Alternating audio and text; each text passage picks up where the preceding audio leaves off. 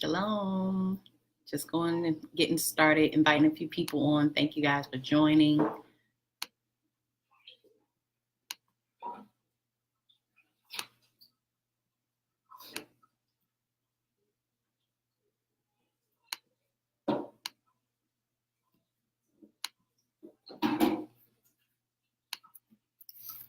Shalom, shalom. Good afternoon, everybody.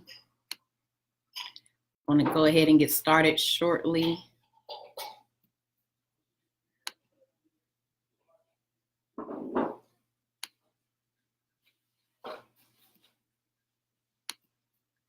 Invite a friend. Today's discussion, we're going to go into pride. This is definitely a deep topic, definitely a deep topic for us women to discuss. These classes are for women by women, so invite any women who you think might want or need to hear this conversation. It's definitely interactive, so if you have any questions or anything, feel free to drop them down in the comment section. I'll try to answer them as we go. I'm definitely looking forward to this conversation with you ladies. Any brothers who may come across this, invite your wives or women in your congregation to take part in this conversation with us today. We do these classes bi-weekly Saturdays at 1 p.m. Eastern Standard Time. Call in, just doing a special, live video, just to put a face to the voices that go along with this. It's not just myself. There are the sisters of the MAC. We all take turns doing these classes. So today's my turn. Over here. You can read scripture yourself. Yeah, I can read it from here. Thank you, though. Just giving about 2 more minutes and we'll go ahead and get started. Just a quick little conversation. Who all do we have on here right now? Shalom, Sister Nay, Sister Shalom. Who else?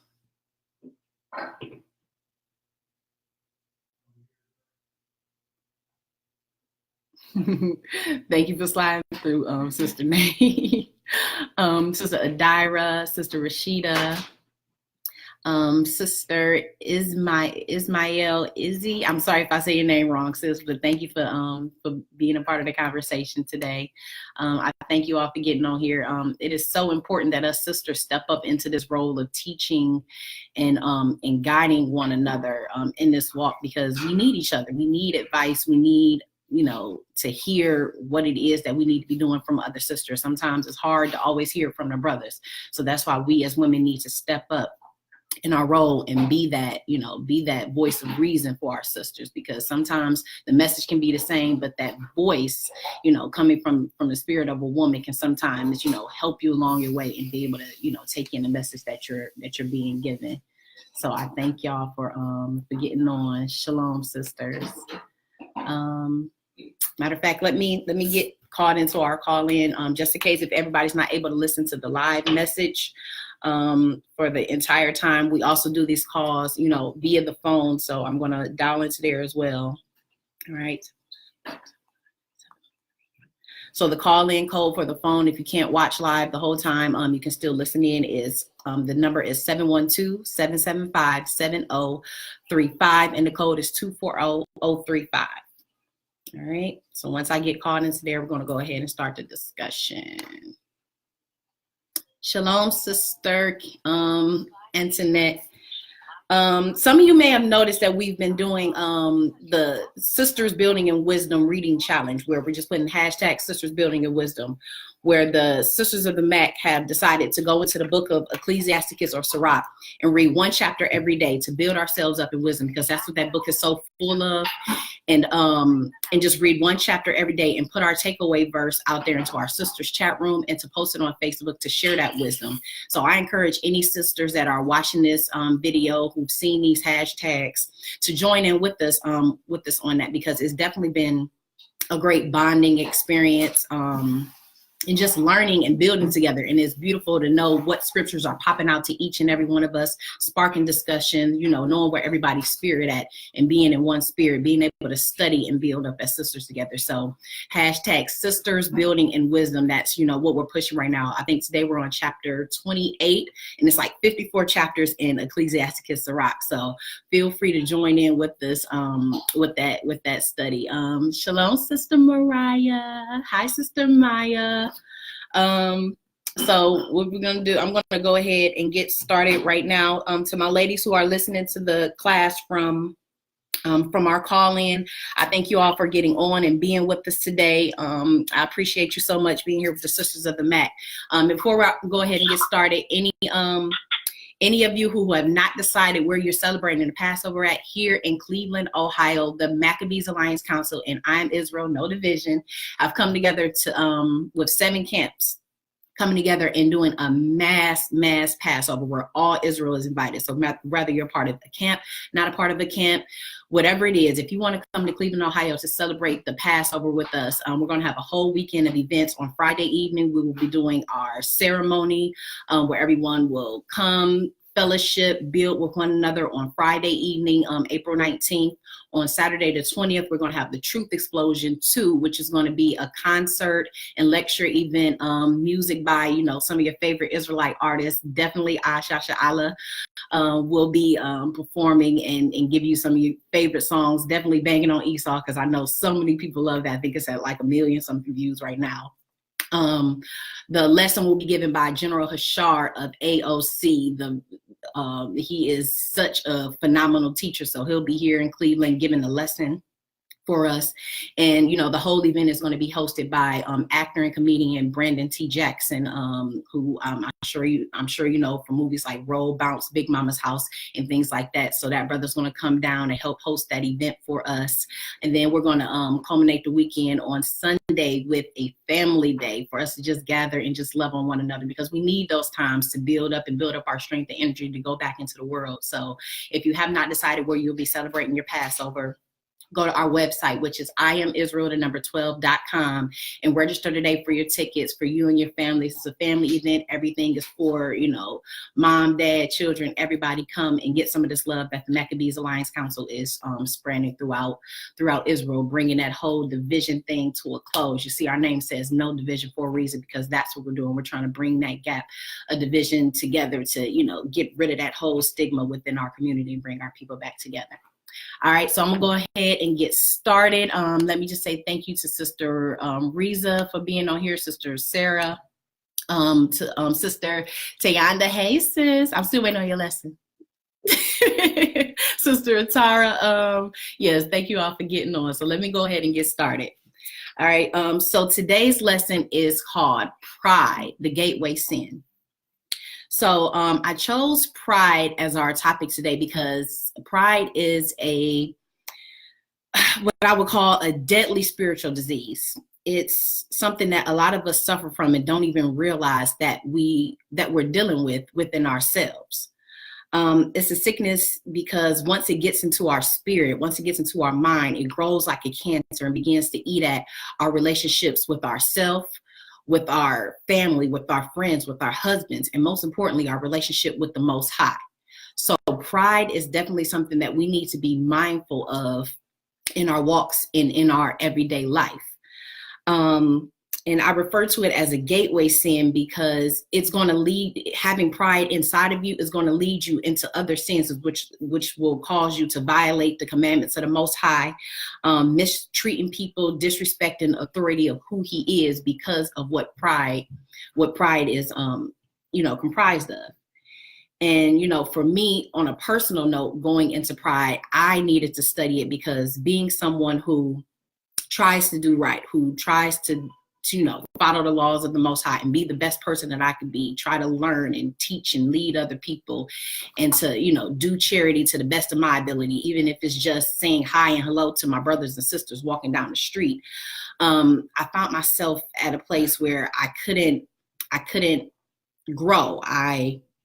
I couldn't progress in certain areas in my life. And I asked the Most High to show me, okay, where is it that I'm falling short? And the issue that He placed in front of me that I needed to attack was my pride. So, in all humility, I'm coming. This is something that I dealt with and working towards. So I wanted to bring this to you guys because, this is my notes, and these lessons that I bring are for me first. And I just want to share them with you all. So, yeah, that's definitely it. Y'all see my sign falling a little bit, don't mind. But also studying pride at this time of year, being the new year, going into Passover, we also have the Feast of Unleavened Bread that comes along with that. So the Feast of Unleavened Bread, it celebrates when Moses led the Israelites out of Egypt, and the Most High told them to move quickly and not to put any leaven into their breads and cakes, because that's what leaven does. It puffs things up. It puffs the breads and cakes and things up. So he told them to leave the leaven out because they were on a move. They were on a run fast. They were kind of like fugitives. And on the spiritual side, we need to leave the leaven out of our spirits, because it's going to puff us up and distort our views of who we are and where we stand in this world and what the Most High means to us and how we are supposed to follow him. So definitely being at the beginning of this year, because the month of Abib is the month of April, spring, the beginning of the year. Nothing grows in the winter. Everything is dying. So in the spring, that's the beginning of the year. We want to make sure that we're addressing these things for ourselves, and, making sure that we're being the best us that we can possibly be, starting off this new year fresh and right. So happy new year. I know some people are celebrating, at different times and everything. At the end of the day, as long as we're keeping the laws and celebrating the righteous acts, we'll get on one accord one day. But I love that everybody's celebrating the holy days and new year and everything like that together. So continue on with that. All right. So as we go into our lesson, I want to start off with our first scripture that's going to come from the book of Sirach, or Ecclesiasticus, which is chapter 1, verses 12 through 13. And it reads, "The beginning of pride is when one departeth from God, and his heart is turned away from his maker. For pride is the beginning of sin, and he that hath it shall pour out abomination. And therefore the Lord brought upon them strange calamities and overthrew them." So having sin in us is the beginning of sin. Like I said, it's that gateway sin. And the Most High looks at it as an abomination, and he's going to cause us to be overthrown with the calamities of our life if we, possess pride and don't try to deal with it and rid ourselves of it. All right. So what is pride? That's what I had to go in and study, because I always thought of pride as being, I think I'm better than everybody else, which is definitely one aspect of it. But pride is a little bit deeper. So there are two types of pride. So on the positive end, pride is confidence or self-respect as expressed by members of a group, typically one that has been socially marginalized by their shared identity, culture, or experience. So us as Blacks, Hispanics, Latinos, Native Americans, Israelites, we should have pride in who we are as a people, loving one another, loving our place that the Most High has placed us. We should love being Black. We should love seeing people of color, love being who we are. So we should have pride in that. But then again, there's another aspect of pride, the negative. So the negative side is, which we're going to focus on today, is having an excessively high opinion of one's importance, value, status, or accomplishments, being big on yourself. So looking in the Hebrew, it's multiple forms of the word pride being used in different ways, but to go along with the reoccurring synonyms that went with pride, arrogance, which means being boastful, overbearing, high-handed, an exaggerated sense of self. Insolence, being rude, being extra bold.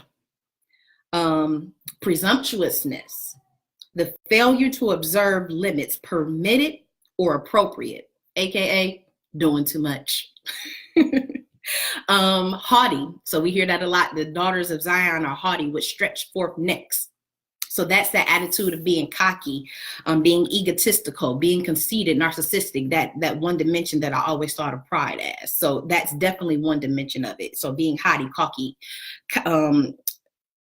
conceited, narcissistic, being egocentric, We're definitely going to have an English lesson today because I wanted to make sure that we understand, exactly what this word pride means. So being egocentric, thinking of self without regard for the feelings and desires for others, being self-centered, basically being selfish, centered on one's own existence or perspective. That's exactly what pride is. Okay. So let's look at some examples of things that a person with pride might say, because I want us to make sure we're truly internalizing it and understanding it, because we want to have to address these things within ourselves. Something that a person with pride would say is, the only reason you're successful is because I helped you. I've heard that. Or why am I not being recognized? Like, y'all pointing out this person, that person, that person, but what about me? Like, y'all don't see me. Y'all don't see the work that I'm doing. Like, hello, that's pride. Or definitely with women, we don't have to be real. Really? That's who he chose to be with? I'm definitely a way better choice than that, but okay. That's pride. Okay. So those are different things that pride, that people with pride might say. And if you caught yourself saying things like that, check it. So all of these attitudes and attributes are the total opposite of what it is that the Most High God says that us as women are supposed to be. In 1 Timothy 2:9-10, it says that we as women should adorn ourselves in modest apparel. Yes, we should cover ourselves up physically, but that modesty that we are supposed to possess is also in our attitudes, in our behaviors. So not being loud and boisterous and rude in our behaviors. So yes, cover yourself and be modest in that way, but also spiritually and in the way that you carry yourself. Be modest in that way. In Titus 2:3-5, it talks about the aged woman teaching the younger women to be discreet. So not, being all loud and, crazy and having your business out all in the street. You get into an argument with your husband, you jumping on Facebook like this nigga. That's not, being the discreet type of woman that the Most High wants for us to be. 1 Peter 3:4, I'm going to read that one completely. It says, but let it be the hidden man of the heart, in which that is not corruptible, even the ornament of a meek and quiet spirit, which is in the sight of God a great price. So being meek, that is definitely something that is valued by the Most High, being a meek woman. I think one of our scriptures that our sisters pointed out earlier this week was Sirach 26, a silent and loving woman is, I'm going off the top of my head, but how a silent and loving woman is a valued woman. So having that meek spirit about ourselves, that's something that's valued by not just the Most High, but the men of the Most High. They value that in us as women. So to bring this home, I want to make sure that we look at some biblical figures who suffer with pride, because it's all throughout the scriptures. And yeah, we definitely have some great examples. So the first one, we always talk about, sis, but we got to just say what the truth is. So our sister Eve, she dealt with pride. Some of us may not understand it. I had to really study into it to see, but Eve definitely had the issue of pride, of haughtiness. And we see that in Genesis chapter 3. So the spirit of pride came in a form of Satan. And we're not talking about a snake that slithered up and started talking to her. We're talking about a serpent, a man, a subtle man came to her, and he arrogantly contradicted the words of the Most High in his instructions to Eve about what it is that she was supposed to do about that tree of knowledge. And in insolence, he accused God of unfairly withholding knowledge and understanding from Eve so that she wouldn't be as great as him. And in that questioning God, it aroused Eve's desire to be as God, to exalt herself, having an excessive opinion of who she is or who she thought she wanted to be. She wanted to be equal with God. So that was her ego. That was her pride getting in the way. Okay, so let me read James chapter 1, verses 14 and 15. But every man is tempted when he is drawn away from his own lust and enticed. Then when lust hath conceived, it bring forth sin. And sin, when it is finished, bringeth forth death. So basically, she used Satan's little push to do what it is what she already wanted to do. She already wanted to take the knowledge. She already wanted to go against the Most High and exalt herself. But when Satan sat there and gave her a little nudge, like, hey, didn't he say?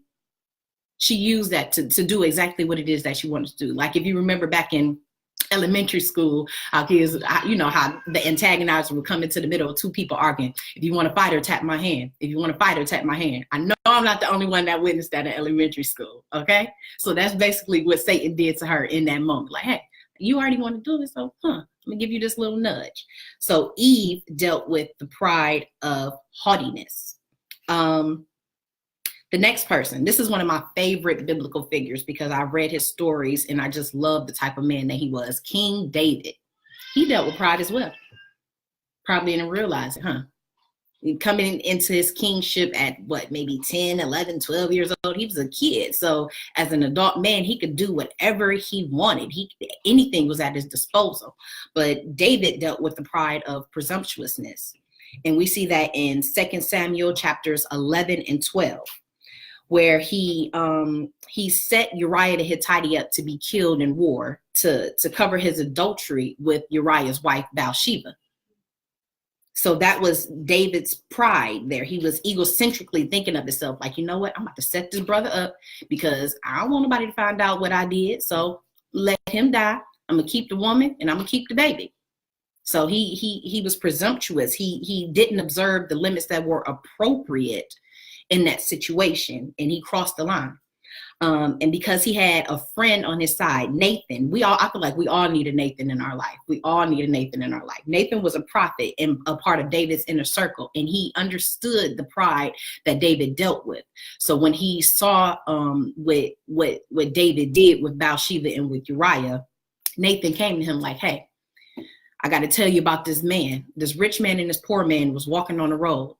The rich man saw this lamb that the poor man had, the one and only one he had, the best one that he had, and he took it from this man. What should we do?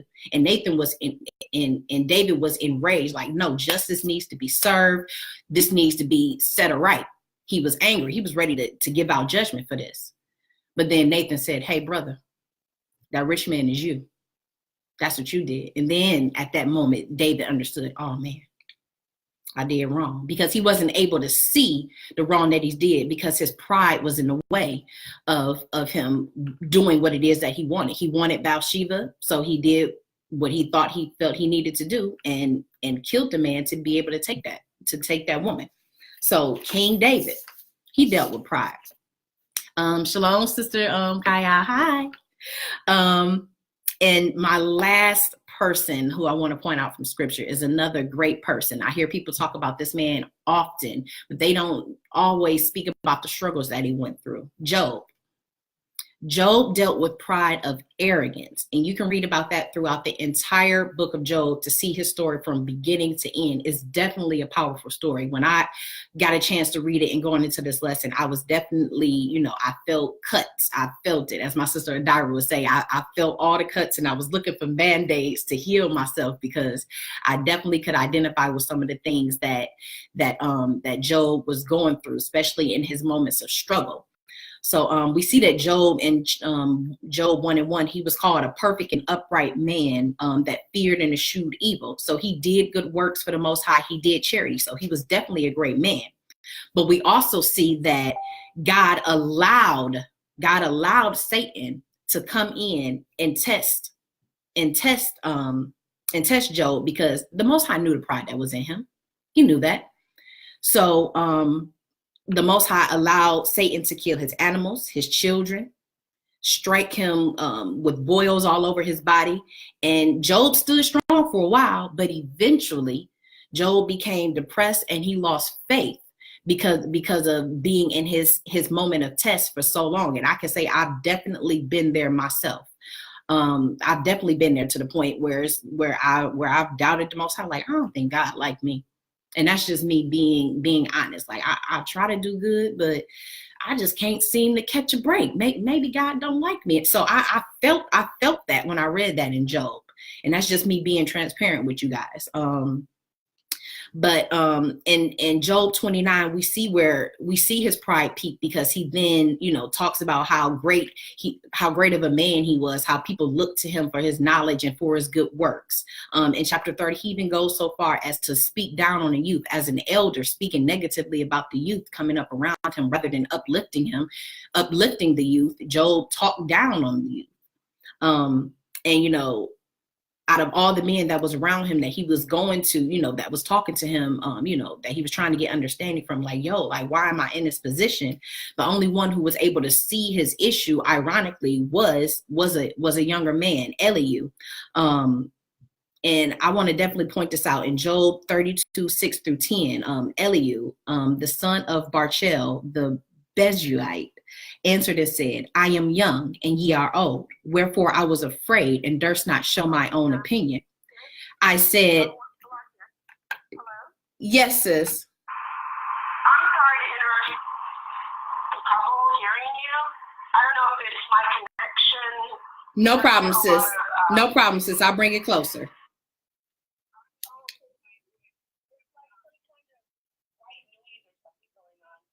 Okay. I'll try to adjust it. We got people on the live and call as well, sisters. But yeah, so Elihu, he was saying, okay.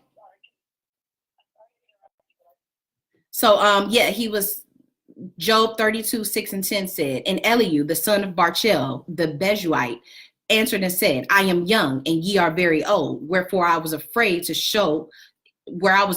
and durst not show my opinion. I said, days should speak and multitude of years should teach wisdom, but there is a spirit in man, and the inspiration of the Almighty giveth them understanding. Great men are not always wise, neither do the aged understand judgment. Therefore I said, hearken unto me, I also will show mine opinion. So basically, Elihu was saying, hey, I might be younger, I want to show you respect, but I want to show you where it is that you're going off wrong. Elihu was the only one with understanding of what was taking place in order to come to Job after Job sat there and spoke so negatively about the youth at that time. And I just wanted to bring that out because we had a discussion based off our sisters building in wisdom about elder sisters and younger sisters and how we relate. And I spoke about the lack of presence of elder sisters and how we were needed, not bashing, but, just bringing it out, to encourage some of the elder sisters to step forward, because I myself, I haven't seen enough, and I would like to see more elder sisters step up into that role and help guide and lead our younger sisters.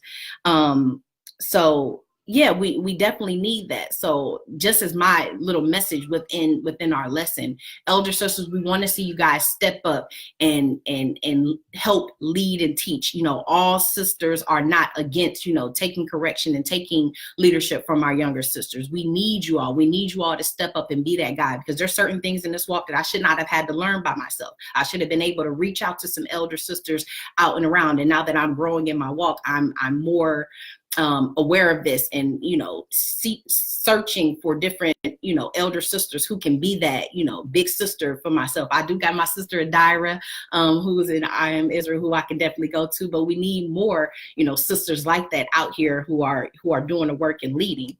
And to my younger sisters, if the elder sister comes to you and gives you correction, no, that sister has a family, she got children, she got a job. So if she takes her time to step to you and say, hey, sis, I see you going off, you're going wrong right here. Take heed to that. Don't take it as a slap in the face and feel disrespected because somebody's coming to you to tell you about yourself. That's out of love. She took time out of her busy schedule and her busy day to come in and try to give you love and guidance. So take that. And, don't be so quick to say, well, she didn't say it in the way that I wanted, because the message that you want to hear is not always going to come sugar sweet. Sometimes it's going to come hard because it's attacking that spirit. It's nothing to you personally, it's to your spirit. So be willing to take correction and guidance when it's given to you, because I know personally me, I don't say a lot of stuff. I see a lot of stuff going, especially on social media, but I don't speak about it. But I'm learning to step up a little bit more and speak to these things out of love, because I know for myself, hey, I can sit back and watch, or I can sit and help. And I'd rather be a help. So if a sister is coming to you, take that advice, take that leadership. And I just want to end that part of the discussion with reading 1 Peter chapter 5, verses 1 through 5. And it reads, The elders which are among you, I exhort, who am also an elder and a witness of the sufferings of Christ, and also a partaker of the glory that shall be revealed. Feed the flock of God, which is among you, taking the oversight thereof, not by constraint, but willingly, not for filthy lucre, but for a ready mind, neither as being lords over God's heritage, but being ensamples to the flock. And when the chief shepherd shall appear, ye shall receive a crown of glory that fadeth not away. So there is a crown of glory for any sisters, any elder sisters who step up to teach the younger ones, because like Titus 2:3-5 says, the elder sisters, we need that. I can help teach sisters younger than me, but who's going to help guide me? Who's going to help guide other sisters that are in my age range at, however, years old, So we need our sisters to step up. And this verse 5 is definitely key. Likewise, ye younger, submit yourselves unto the elder. So take heed to righteous instruction from the elder sisters around you. And just to finish it out, ye, all of you, are subject one to another, and be clothed with humility. For God resisteth the proud and giveth grace to the humble. So we can learn from one another, elders to youngers, younger to elders, because we're all growing in this walk. That's what this whole sisterhood push is about, with the Sisters of the Mac and the Maccabees Alliance Council and I'm Israel. That's what we're all about, bringing people together, bringing sisters together. So, take heed and love on one another and build sisterhood to build each other up, as a nation of people. So I just wanted to throw that little bit in there. But yes, definitely back to Job. So eventually the Most High came in and checked Job for about 3 chapters strong. He checked Job and told him about himself. And eventually at the end of that, Job saw the errors of his ways, and he repented of his ways, and the Most High restored him with all the money that he lost, all the flock that he lost. He gave him more children. He gave him his health back. And most of all, he gave him true respect, because people saw Job go from being this great man to being brought down low to being brought up even higher by repenting and changing his ways. So that's something that we all can look forward to in this walk if we address, our issues, especially dealing with our pride. All right. Hi, sisters. Thank you all for getting on. Yes, thank you all for being here. Sister Rashida, I see your inbox. I can't read it right now, sis. I don't know. Just drop it on the comment section if it's something that you care to share like that. So my next question is, are you suffering from pride? And this is something that I had to ask myself. Like, am I suffering from pride? Am I a victim of this? So let's see. So I have 7 things that show you if we're suffering from pride. So the first is finding fault in others. Finding fault in others. So you're easily able to see where everybody else is falling short, but you can't see where you falling short. That's just like David. I'm not perfect, but I'm dang on sure not like her. That's not the spirit to have. The book of Matthew, chapter 7, verses 3-5 says, and why beholdest thou the mote that is in thy brother's eye? A mote is like a stick, a twig, like a stick or a twig that's in a thorn that's in someone else's eye. But considerest not the beam that is in thine eye. So you see somebody else's shortcomings, you see where somebody else is falling short, but you don't see where your own is. Or wilt thou say to thy brother, let me pull the mote out of thine eye, and behold, a beam is in thine own eye? Thou hypocrite, because you're a hypocrite if you do this. First cast the beam out of thine own eye, and then shalt thou see clearly to cast the mote out of thy brother's eye. All right? So we have to be able to clear ourselves of our own sins that may be blocking our view, our spiritual understanding of what it is that's going on around us before we can correct and judge somebody else. So get your own house in order before you try to speak on somebody else's. All right. Let me see. Sister Kaya said, I hear a lot of elder sisters say that they are new and still feeling like they are inadequate because they haven't learned what they feel they should and need in that position of leadership. Let us pray again. Correct, sister. Yes. So we do have elder sisters who are coming in, and that elder is not just in age, that's in spirit and in knowledge, like I always say. So we may have a sister that's 50, 60 years old coming in and share the truth for her first year. So she may not possess that spiritual knowledge and understanding of scriptures to be able to lead, but she has life knowledge. And, you know, as she's learning up and building with the younger sisters around her, they can give and take to one another. So that's definitely an aspect that is definitely understood. So definitely not bashing our older sisters, because we love our elder sisters. We love each other. That's how we need to be. So yeah, back to our symptoms of pride. So that's finding fault in others. If you have that in you where you see everybody else doing wrong, but you can't see your own wrong, check it. A harsh spirit. So belittling the struggles of others, judging or becoming irritated by somebody else's shortcomings. Like, why this sister always, you know, saying the same stuff? This sister always going off, you know? So being able, you know, having that hard spirit towards other people, that's a spirit of pride, because you're putting yourself up, looking down on somebody else in their struggle rather than being there and being a help to that sister, and, you know, being an example to that sister. Refusing to build with people outside of your own congregation. We need to be bringing our nation back together. You know, I hear a lot of people say, oh, you know, I can just keep the holy days and Sabbaths all to myself. No, these are holy convocations. You're supposed to come together with your people in spirit and in body. So if you have that ability, do that. Don't just shun it, you know, just trying to be an individual, like, as I've heard it called. It's so funny, but it's true. You know, it's definitely a bad, negative spirit to have. That harsh spirit can also come in a form of laughing or making fun at people who lack the knowledge and understanding. So us who understand that we're Israelites and, you know, what it is that we're supposed to follow the law. If you're looking down on people who are still in the Christian church who don't have that same understanding, you know, you have a spirit of pride on you.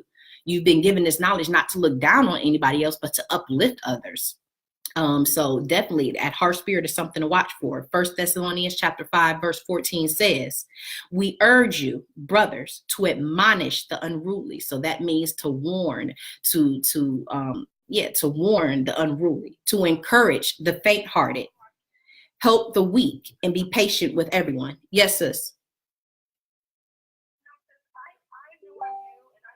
I'm really, really being edified by your lesson. But I don't know if it's just me. I actually hung up and called back. Your audio is really, for me, from my end, is low, and I don't know if any other sister. All right, I'll pull it closer, sis. I'll pull it closer. Yeah. Thank you. All right. Yeah. So yes, admonishing one another. All right. So my husband instructed that if you can watch from Facebook Live, go ahead and do that.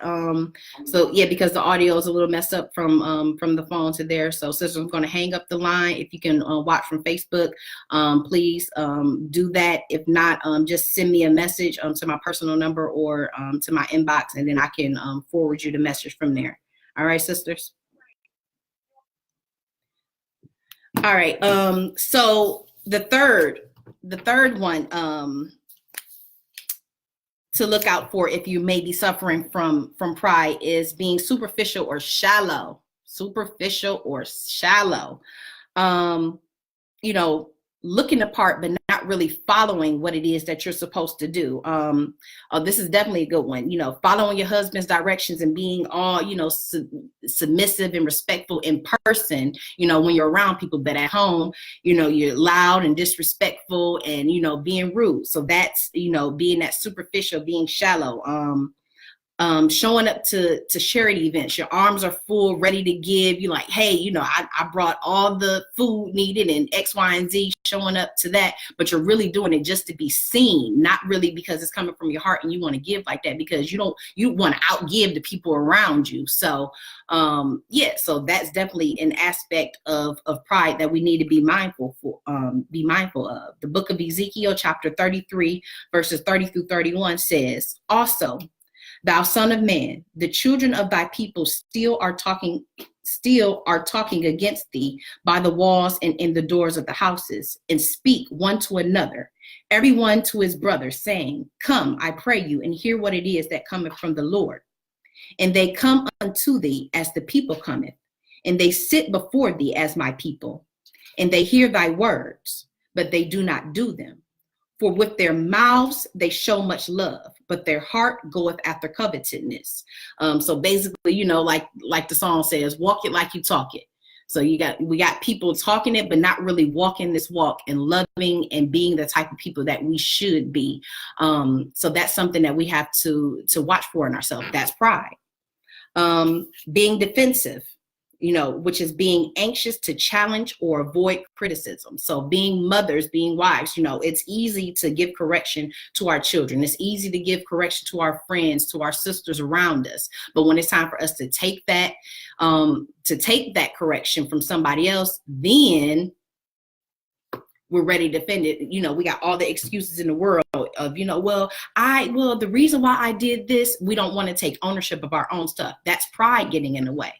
So we have to, you know, not be defensive when being corrected, because if we want to give it to everybody else, we got to be willing to take it as well. The book of Proverbs, chapter 15, verse 32 says, he that refuseth instruction despiseth his own soul, but he that heareth reproof getteth understanding. So you hate yourself if you don't want to take the correction that somebody's giving to you, because it's only to better you. It's not to better them to tell you, hey, this is where you're going wrong. So you must hate yourself if you don't want to take that correction from somebody. All right. The next sign that you need to be mindful for if you may be dealing with pride is presumptuousness with God. So being arrogant, having defiance towards the Most High, willingly, you know, doing wrong. Like, I know I'm not supposed to do these things. I know I'm not supposed to celebrate these days. I know I'm not supposed to think these things. I know I'm not supposed to treat people this way, but I still do them because, and you got every excuse in the world of why, you know, you're doing what it is that you want to do, going against what the Most High says. That's having presumptuousness against the power of the Most High.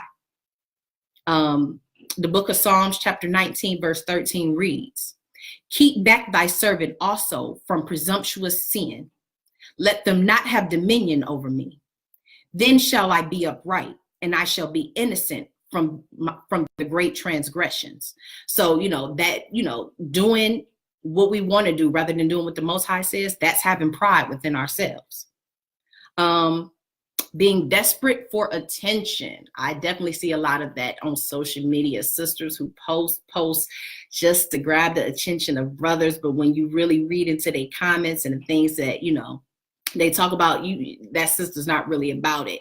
You know, just trying to gain attention from the people around them. You know, those trap posts of, is the world flat or is it round? You know, you're just trying to get attention. You just doing that for what?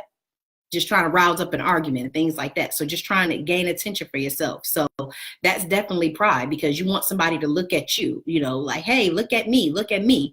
And that's not the attitude to have. The book of Matthew, chapter 6, verse 1-4. And this is talking about alms. So when it's talking about alms, it's good deeds that you do for other people. So it says, take heed that ye do not your alms before men to be seen of them. Otherwise, ye have no reward of your Father which is in heaven. Therefore, when thou doest thine alms, do not sound a trumpet before thee, as the hypocrites do in the synagogues and in the streets, that they may have glory of men. Verily I say unto you, they have their reward. But when thou doest alms, let not the left hand know what the right hand doeth, that thine alms be in secret, and thy Father which seeth in secret himself shall reward thee openly. So doing good for others for the right reasons. You know, if you go out and you want to hand out sandwiches and give money to the poor, don't have the camera in your hand like, because that person needs that meal, that person needs that money, but you're embarrassing them at the same time by putting that camera in their face while they're taking it. You know, they're a person, they're a human being, they have feelings as well. So don't do things just to be seen. Just say, hey, I gave some money to some poor people today. What's the point? You're doing it for everybody else to praise. You didn't really do it for that person. Now, I'm not saying there's nothing wrong with doing charitable works and, you know, letting those works be seen, but you don't have to do it in that manner. Like our Sisters of the Mac, we go to a shelter and, you know, give out food and clothing and things like that for the sisters, and toiletries and things like that for them. But we don't post the women and put it all in there. No, we might take a picture of the items that we're giving away and things like that, but not embarrassing our people, because that would just be seeking that vainglory that some people do, having, being big up on yourself, having an excessive high opinion of who you are and what it is that you're doing, trying to get a round of applause from the people around you.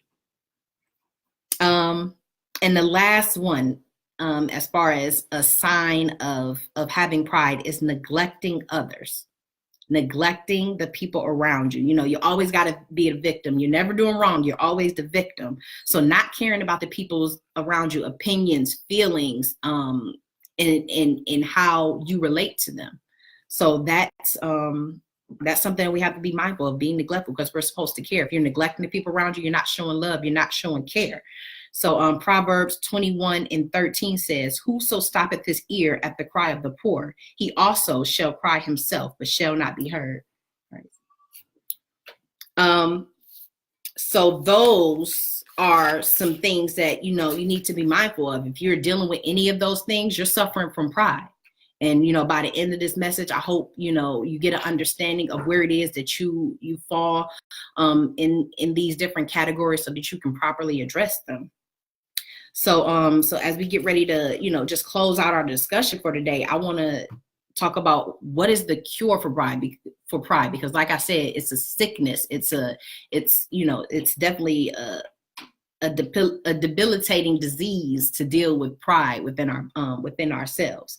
So, I'm going to be the doctor today. So one dose 3 times a day of humility is going to be the cure for our pride, and I say our, because this is something I'm dealing with too. I'm seeing where I'm falling short, and I'm seeing where I need to, get myself together in certain areas.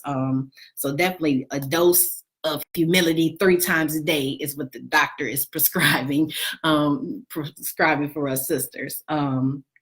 R.W. Stott said, pride's greatest enemy is humility, and humility is your greatest friend. All right. That's R.W. Stott. So humility, what is humility? Humility is having a modest or low view of one's own opinion, of one's own importance. So synonyms of it is being modest, like we said earlier, being humble, being meek, being fair, being reserved, and having shame for yourself. If you're shameless, you don't care about nothing. You're like, hey. But if you have shame, you're very mindful of what you do and how you do. So these are attributes of humility that we all need to possess. So how do we exercise humility in our everyday life? How do we do this? Because, we can talk a lot. Okay, you need to have this, but how do I do these things? We need to make these applicable to our everyday life and how we interact with the people around us. So the first one is a biggie. All right. And this is a big one. So be ready for it. Confessing your sins, not confessing everybody else's sin. This is where you were wrong, and you were wrong. Say, no, this is where I were wrong, because for every finger you point forward, you got 3 pointing back at you. So see where you were wrong, confess your sins. So be open about your faults and shortcomings.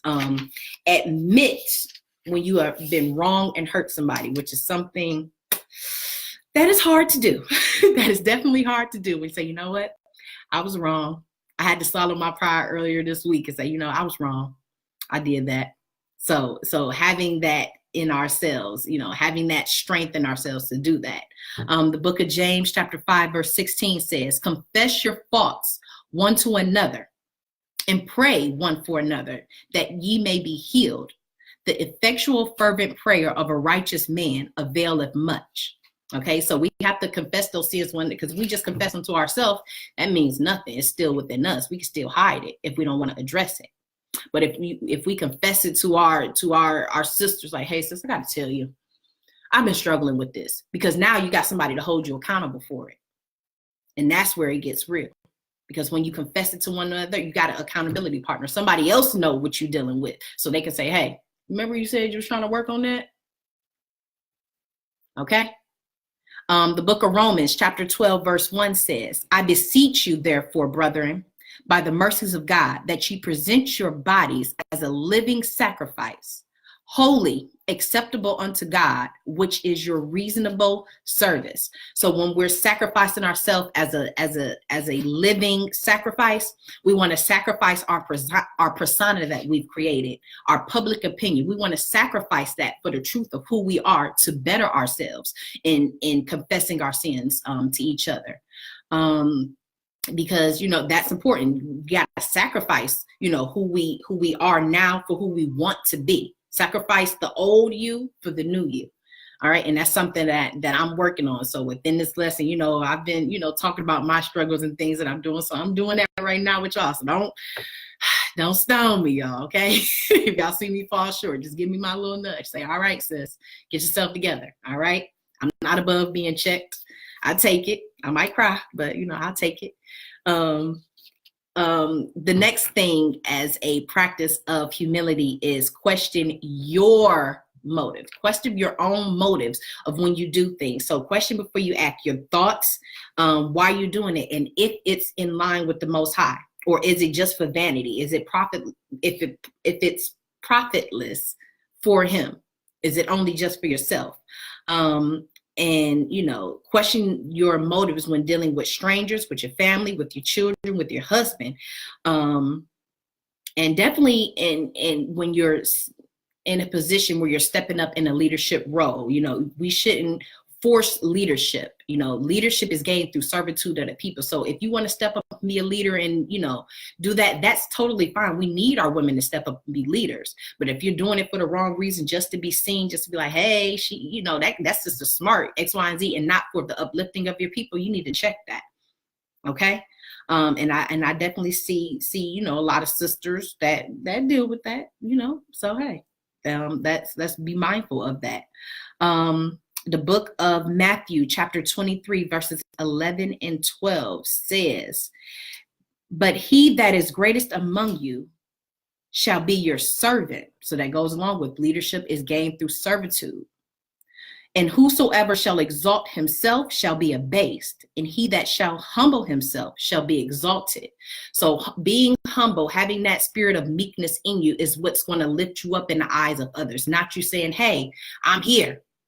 See me, know me, I'm great. No, your works are going to speak for you. So, okay. So having that meek spirit, questioning your own motive, you know, be willing to take the positions of low or for high. Be willing to be the greeter at the door and to be the person in the kitchen washing the dishes. If it's all going towards helping build the nation, if it's going towards the ultimate goal. So what's the next one? So the next one is accepting chastisement and correction. This is something that I definitely feel like I struggle with. I do. I definitely do. I can say that. So in accepting chastisement and correction, we have to trust the Most High without doubting Him. Appreciate being shown where it is that we're going wrong, and taking a lesson from that, understanding that everything that happens is for us to learn, is for us to grow as women, as mothers, as wives. Everything that we go through is for that purpose, to better ourselves. And sometimes, you know, I had to realize in doing this lesson, sometimes the reason that we're being chastised is because the Most High knows the pride that's inside of us, and He can't lift us up and take us to our next level until we address that pride that's in ourselves. Because where we're about to go, if we have pride within ourselves, it's only going to bring us down low, and it's going to be for naught.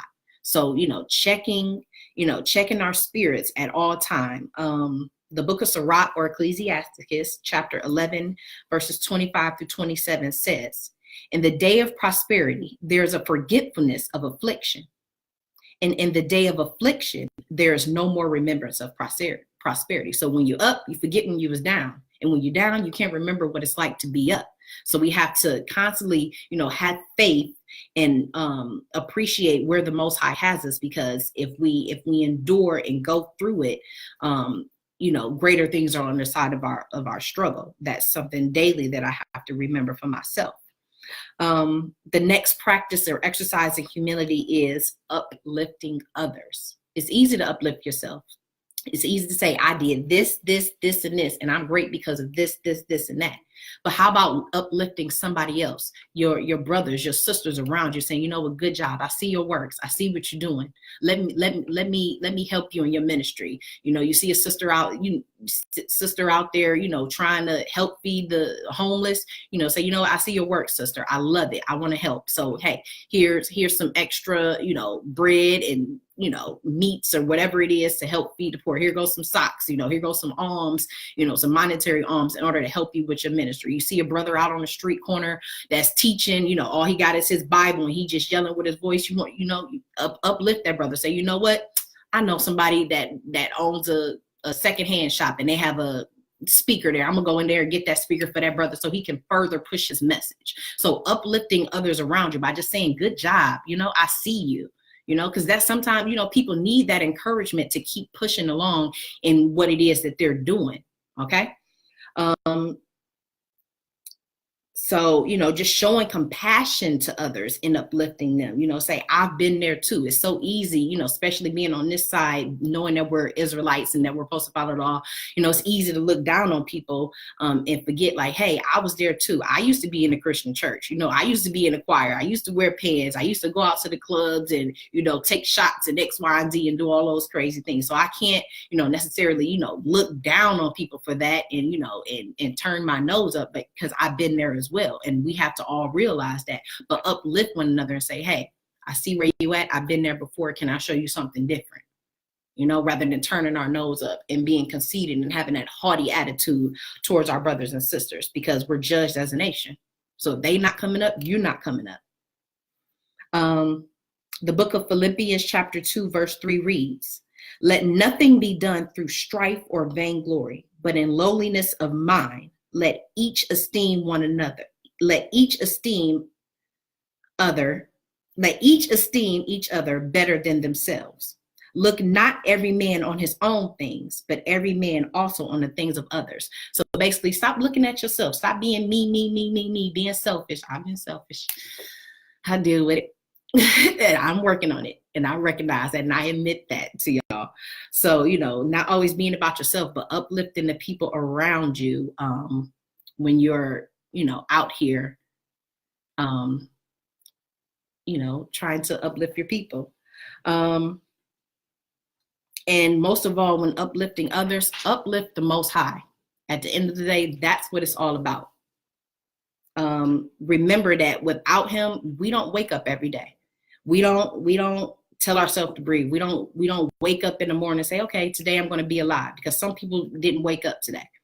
Remember how weak we will be without him in our life, guiding us and protecting us through our everyday. You know, the Most High is the reason why you have the home that you have. It may not, you know, you may not own it. It might not be a mansion, but you got a roof with walls. You know, you might not have a 2019 car, but you got a car with some wheels and some gas in it to get you from point A to point B. You're not doing those things. You might, you know, you're blessed to have clothes on your back. You know, you might not pop tags every day, but hey, you got something that's covering your butt. So we have to be thankful for those things and know that we didn't do the little bit that we have on our own. He did that. And if we want to be ungrateful and not praise him for what it is that he's done for us, he's going to take that little bit away and we'll never see that other side of where we want to get.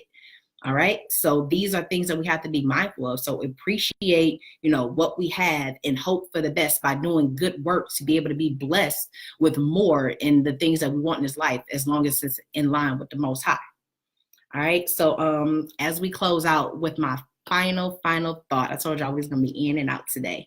My final thought is, and I heard this on a radio host. She ended the show by saying, humility is not thinking less of yourself. Humility is thinking of yourself less. I'm going to say that again. Humility is not thinking less of yourself.